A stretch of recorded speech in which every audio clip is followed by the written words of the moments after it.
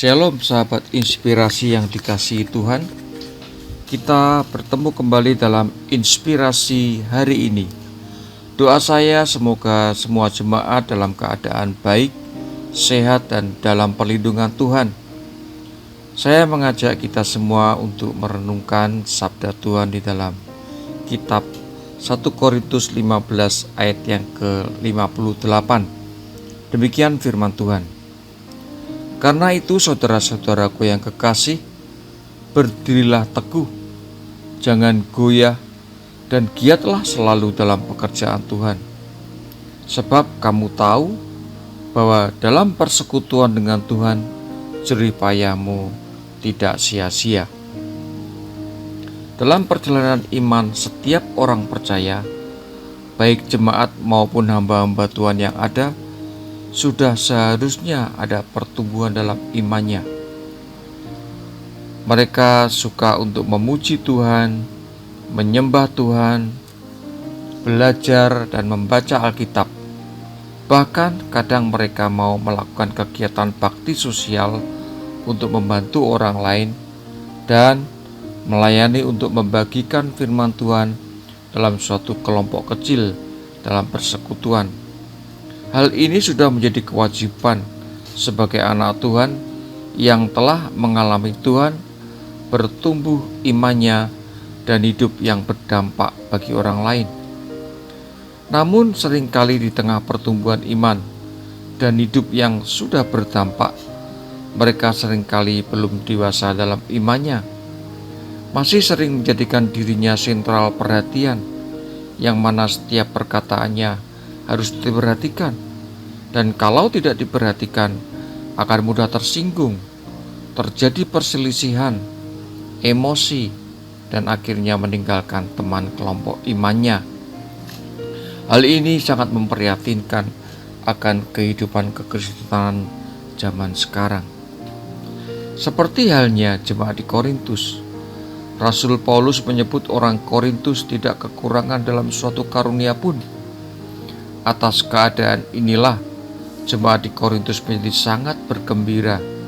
Namun sikap ini juga yang membuat jemaat di Korintus menjadi congkak, puas diri, sehingga keadaan jemaat menjadi kacau, terjadi perpecahan, perselisihan di dalam jemaat Korintus karena ketidakmampuan mereka akan perbedaan kehidupan manusia rohani dan kehidupan manusia duniawinya. Mereka tidak menghidupi manusia rohani, tetapi lebih menghidupi manusia duniawinya. Kondisi kota Korintus adalah kota yang besar, makmur dan penuh keanekaragaman, di mana masih ada dosa seksual yang merajalela. Paulus mencatat percabulan, hubungan seksual di luar pernikahan, perzinahan, dan homoseksual sebagai beberapa dosa yang masih banyak ditemukan di tengah orang Korintus. Bisa dilihat di 1 Korintus 6 ayat 9 dan 10. Dari keadaan demikian, Rasul Paulus menyimpulkan bahwa penyebab perselisihan jemaat di Korintus adalah ketidakdewasaan orang-orang Korintus di kota Korintus. Maka dari keadaan seperti inilah Rasul Paulus memberi nasihat kepada jemaat dan hamba-hamba Tuhan di Korintus. Di dalam 1 Korintus 16 ayat 13, Rasul Paulus menasihati agar jemaat Korintus menjaga imannya agar tetap kuat dan tetap teguh, untuk terus menghargai pengorbanan Tuhan Yesus yang telah mati bagi kita, mengampuni dosa-dosa kita, dan pada hari ketiga yang telah bangkit bagi kita untuk mengalahkan maut bagi kita orang percaya. Dan kita terus berjuang mempertahankan iman kita sampai pada kehidupan kekal yang Tuhan sudah berikan bagi kita. Juga yang kedua, Rasul Paulus mengingatkan di ayat 14 mengatakan, lakukanlah segala pekerjaan iman dalam kasih dengan cara melayani jiwa-jiwa yang terhilang, agar kita menangkan jiwa bagi Tuhan dan berbagi kebaikan, agar hidup kita berdampak sebagai umat yang telah diampuni dosanya, sehingga Tuhan Yesus dimuliakan lewat cara hidup kita. Juga yang ketiga, Rasul Paulus menasihati kepada jemaat di Korintus untuk bisa menaati dan menghargai para hamba Tuhan seperti Timotius, Apolos, Stefanus, Fortunatus, dan Akaikus yang turut bekerja dan berjerih payah dalam pelayanan. Demikian juga kita yang hidup di zaman sekarang. Hargai dan dengarkanlah nasihat hamba-hamba Tuhan yang dengan tulus melayani kita, dan bertolong-tolonglah dalam kehidupannya, agar mereka pun bisa bahagia dalam kehidupannya melalui persembahan kasih yang kita berikan.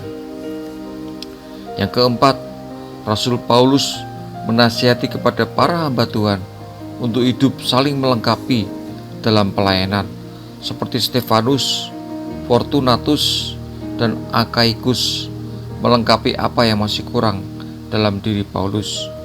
Maka pesannya para hamba Tuhan di zaman sekarang ini, saling melengkapilah dalam melayani jemaat Tuhan yang semakin kritis dan rasionalis. Maka kesimpulan untuk inspirasi hari ini, ayo kita yang adalah orang-orang percaya yang mengimani bahwa Tuhan Yesus telah mati untuk mengampuni dosa-dosa kita. Dia telah bangkit pada hari yang ketiga dan telah menampakkan dirinya pada murid-muridnya dan kepada 500 orang lebih yang ada di Korintus, dan puncaknya Dia yang telah mengalahkan sengat maut.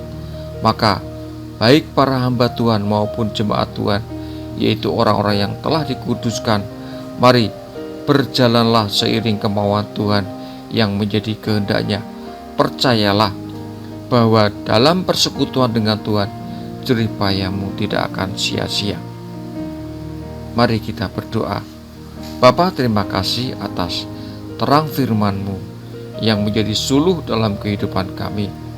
Setelah kami mendengar dan menerima firman-Mu di dalam hati kami, maka kami mau bertumbuh iman kami menjadi dewasa dalam iman kami, agar hidup yang kami hidupi bisa terus sepadan akan kemauan-Mu yang menuntun langkah kehidupan kami. Terima kasih Tuhan atas berkat kasih dan anugerah-Mu bagi kami orang beriman. Di dalam nama Tuhan Yesus Kristus, Allah kami yang hidup, kami alaskan doa permohonan ini. Amin. Tuhan Yesus memberkati.